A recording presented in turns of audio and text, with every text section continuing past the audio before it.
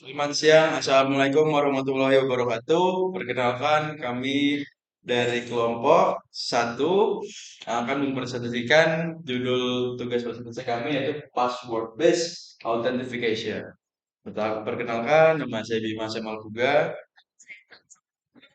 Saya ini kan 1,31. Nama saya Rangga Saputra.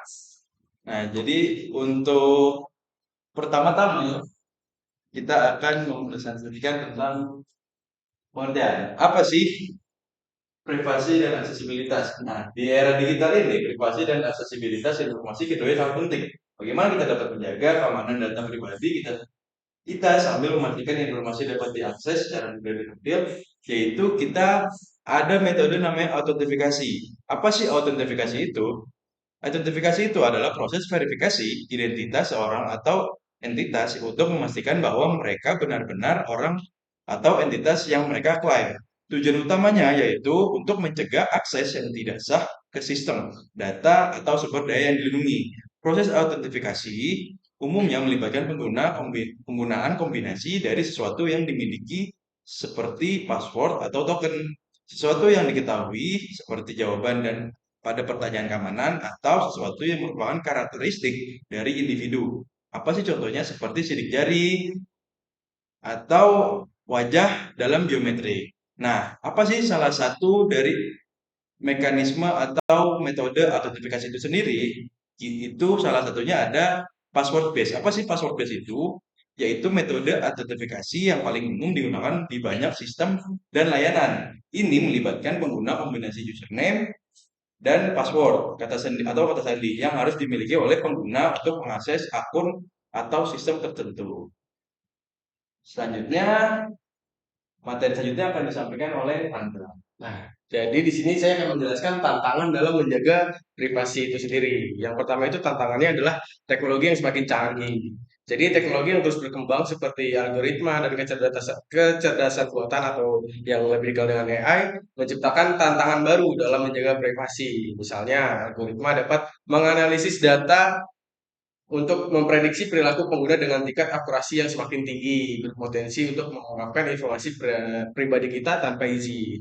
Lalu ada yang kedua itu kesesuaian kebijakan. Kebijakan privasi tertentu mungkin tidak lagi relevan atau ketinggalan zaman dalam menghadapi kemajuan teknologi dan praktik baru dalam pengumpulan serta penggunaan data. Ini dapat menimbulkan resiko perlindungan data yang tidak memadai dan kekhawatiran privasi yang meningkat di antara pengguna. Lalu yang ketiga ada itu kesadaran pengguna. Human error merupakan faktor penting dalam keamanan data. Kadang-kadang pengguna secara tidak sengaja mengungkapkan informasi sensitif atau mengabaikan praktik keamanan yang mendasar seperti menggunakan kata sandi yang kuat atau membagikan informasi pribadi secara berlebihan. Kesadaran akan pentingnya privasi data dan edukasi terus-menerus terhadap pengguna menjadi kunci untuk mengurangi resiko ini. Dengan menghadapi tantangan ini, penting bagi organisasi dan individu untuk mengambil langkah-langkah proaktif dalam memperbarui kebijakan, meningkatkan kesadaran tentang privasi data, dan menerapkan teknologi yang sesuai untuk melindungi informasi pribadi dengan lebih efektif. Selanjutnya akan dijelaskan oleh Safa. Selanjutnya cara kerja password based authentication. Nah, yang pertama itu registrasi. Nah, pada tahap registrasi, pengguna diminta untuk membuat akun dengan mengisi informasi yang diperlukan, termasuk memilih kata sandi yang kuat. Nah, setelah memilih kata sandi yang kuat, pengguna memasukkan kata sandi dan sistem komputer akan menyimpan data kata sandi ini dalam bentuk terinskripsi atau di hash. Nah, hashing adalah proses mengubah data menjadi rangkaian karakter yang tidak dapat diabaikan atau dikembalikan di bentuk aslinya. Nah, teknik inskripsi atau teknik hashing ini digunakan untuk menjaga keamanan data pengguna sehingga meskipun terjadi kebocoran data, kata sandi tetap aman dan tidak bisa dibaca oleh pihak yang. Nah, selanjutnya yaitu akan ada proses login, yaitu memasukkan nama pengguna. Nah, proses login untuk memasukkan ke akun, pengguna harus memasukkan nama pengguna dan kata sandi di halaman login yang disediakan oleh sistem.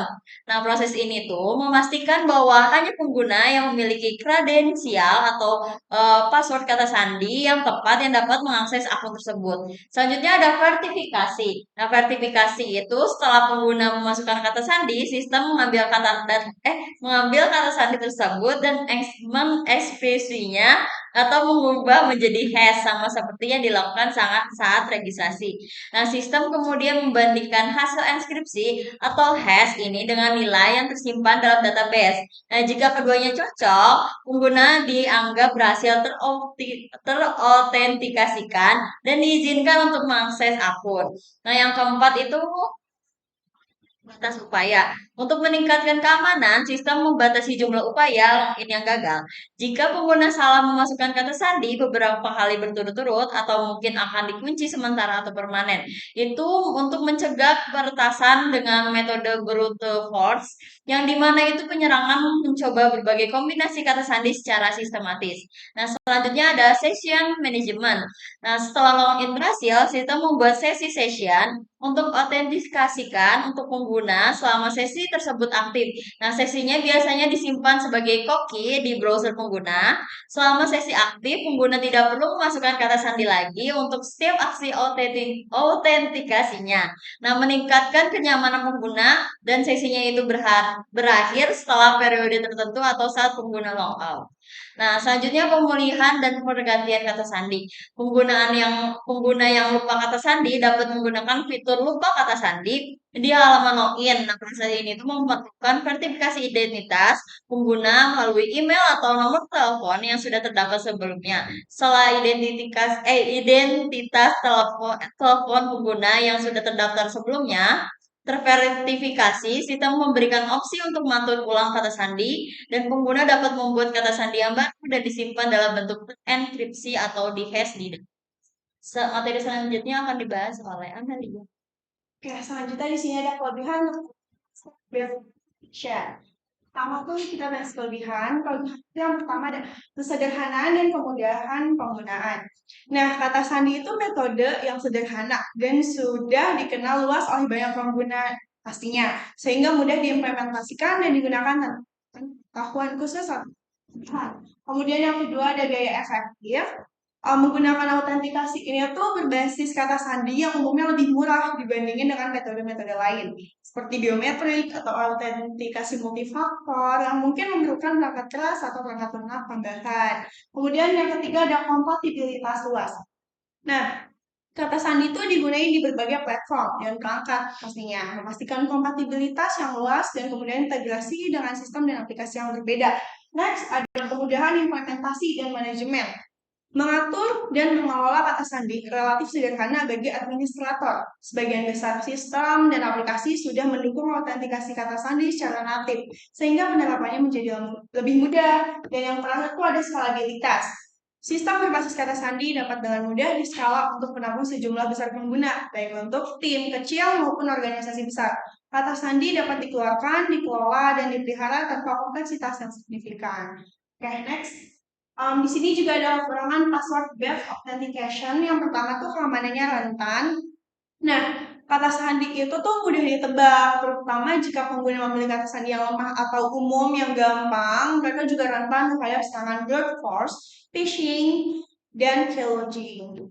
Kemudian ada manajemen yang sulit. Manajemen yang sulit ini tuh maksudnya tuh mengingat banyak kata sandi yang berbeda untuk berbagai akun.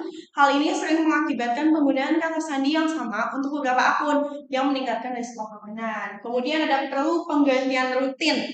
Nah, perlu penggantian rutin ini tuh buat mempertahankan keamanan. Kan tadi udah dibahas tuh, ada manajemen yang sulit, terus ada keamanan yang rentan, maka perlu penggantian rutin buat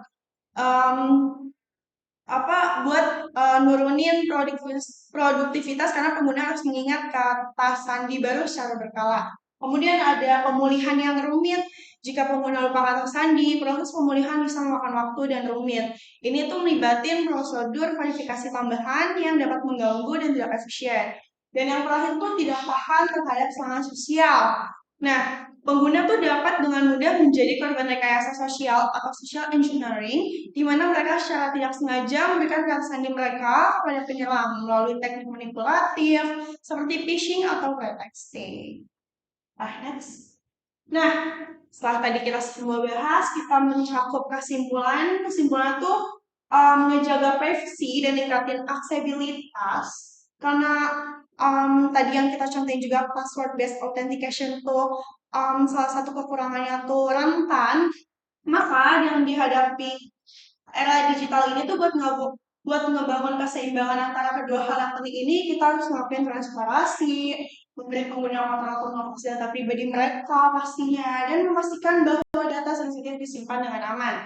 Saat kita ningkatin aksesibilitas, kita juga harus mastiin inklusivitas, akses yang mudah berjalan dan membawa manfaat ekonomi. Next.